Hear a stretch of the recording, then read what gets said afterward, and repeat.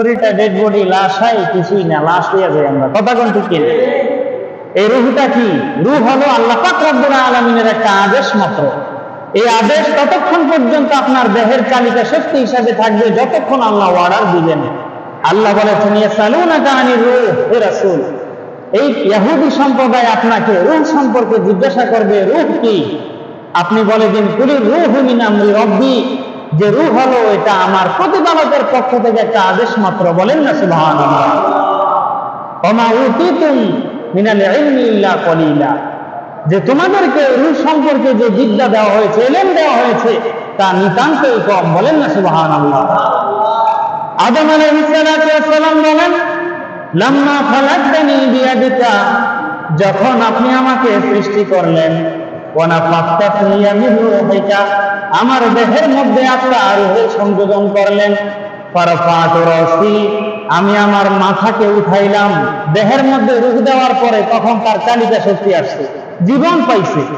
তখন আদম আলাইহিস সালাম বলেন, ফারফাতু রাসি, আমি যখন শোয়া অবস্থা থেকে আমার মাথাটাকে উত্তোলন করলাম, ফারাইতু আলা কাওয়াইমিল আরশি মাকতুবান, সাথে সাথে আমি লেখা দেখলাম আল্লাহ পাক রব্বুল আলামিন আপনার আরশের উপরে লেখা আছে, লা ইলাহা ইল্লাল্লাহু মুহাম্মাদুর রাসূলুল্লাহ সাল্লাল্লাহু আলাইহি ওয়াসাল্লাম।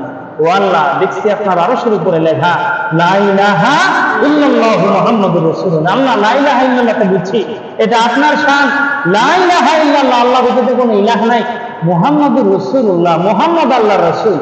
তাহলে মুহাম্মদ ব্যক্তিটাকে আপনার নামের সাথে পৃথিবীর ওই নামটাই শোভা পায়, যেই নামটার মানুষটা তামাম পৃথিবীর সকল মাখলুকাতের চাইতে আপনার অধিক প্রিয়। বলেন না সুবহানাল্লাহ।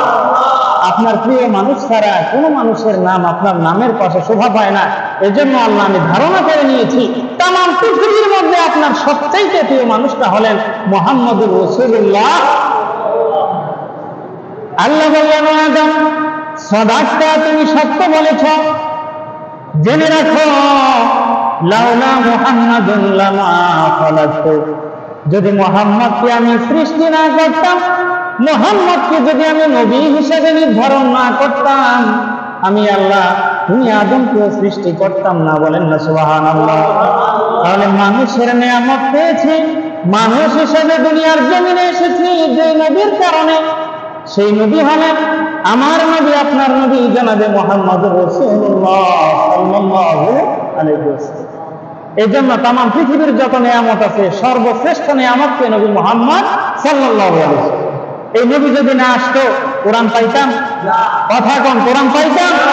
লাইলাতুল কদর পাইতাম? রমজান মাস পাইতাম? ফজিলতের যত অংশ কিছু পাইতাম? তাহলে যে নবীর কারণে এত নিয়ামত পেয়েছি, তার চাইতে আর বড় নিয়ামত পৃথিবীর মধ্যে আর কিছুই নাই। সুতরাং আল্লাহর বাণী হলো, আল্লাহর বিধান হলো, ওয়াম্মা বিনিয়ামাতি রাব্বিকা ফাহাদ্দিস, নিয়ামত যখন পাইবা, নিয়ামতের শুকরিয়া আদায়ের জন্য নিয়ামতের বর্ণনা মানুষের সম্মুখে তোমরা করতে থাকো। বলেন না সুবহানাল্লাহ। সেই নিয়ামতের ফলস্বরূপ আজকের এই আমাদের জলসা। কথা বলেন ঠিক কিনা? সম্মানিত সুধী ভাইরা আমার, রাসূল পাক সাল্লাল্লাহু আলাইহি ওয়াসাল্লাম, আল্লাহ পাক রব্বুল আলামিনের এমন একটা রহমত, যে রহমত সম্পর্কে আল্লাহ বলেন, কুল বিফাদলিল্লাহি ওয়া বিরাহমাতিহি ফাবিযালিকা ফালইফরাহু হুয়া খায়রুম মিম্মা ইয়াজমাউন।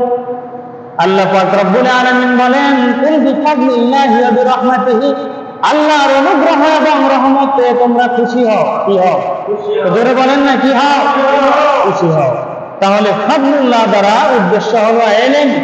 আল্লাহ পৃথিবীর মধ্যে আমাকে আপনাকে তামাম মানুষকে যত জ্ঞান দান করেছেন, এই তামাম জ্ঞানটাকে বলা হয় ফজল তথা আল্লাহর অনুগ্রহ। বলেন না সুবহানাল্লাহ।